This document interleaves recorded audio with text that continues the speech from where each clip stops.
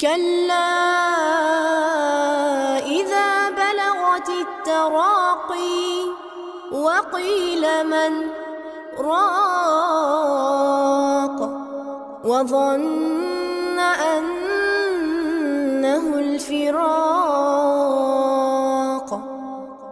والتفت الساق بالساق إلى ربك يومئذ المساق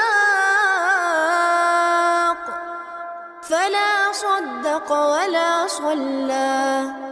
ولكن كذب وتولى ثم